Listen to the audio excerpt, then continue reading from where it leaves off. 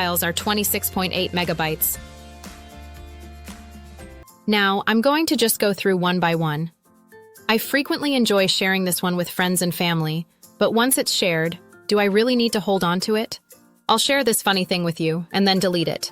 Can you imagine 10 hours of violent noise rather than violet noise?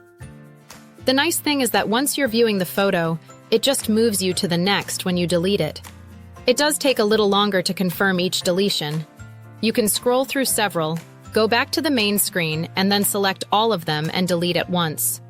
Ones that you want to keep can be archived by clicking on the button near the bar, or with the keys Shift plus A in Google Photos.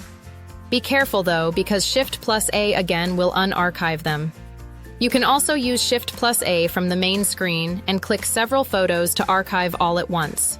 I'm going through screenshots pretty quickly, and I've run into one which is the backup key to an app I no longer use. I'm going to put this on my notepad so I can make a task reminder at the end of the video. Almost there. I'm going to archive this Google Maps timeline report from 2020 because I'll probably never see anything like it again. All right, a few more conversations and screenshots are all done. Books and magazines seems to be an odd collection of things that are neither, including some sheet music for a song we recorded in a studio over 30 years ago, and wall art. I'm archiving the sheet music and deleting the rest.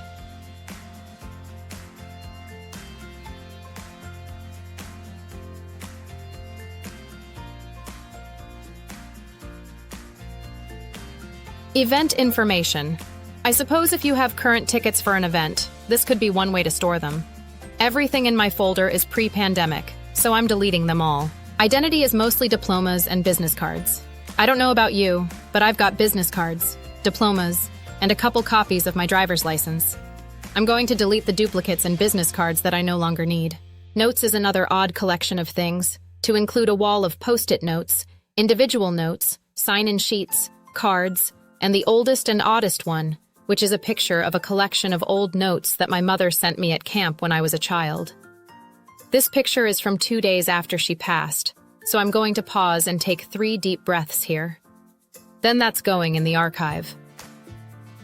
Receipts is super quick since they are all old and mostly for flex spending reimbursement that has already happened.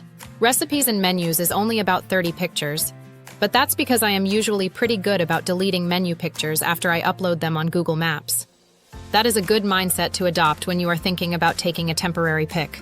Social is a fairly easy folder for me to declutter because it's mostly a few memes that I've saved over the years. Quite a few worth deleting, but some are timeless. Alright, that's it for this video.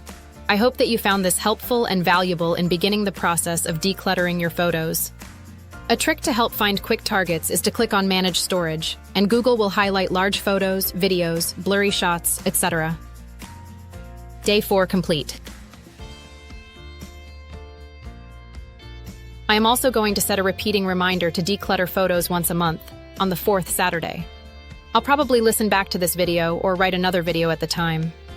These reminders don't mean that I cannot do it sooner, but at least I will be reminded this often to make sure I'm doing it. Side tiny triumph.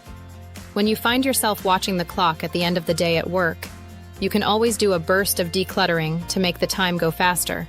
Wow, Thrivers! We accomplished a lot today! Thanks for watching, and share your tiny triumph from today's session in the comments section below. Congratulations on completing Day 4.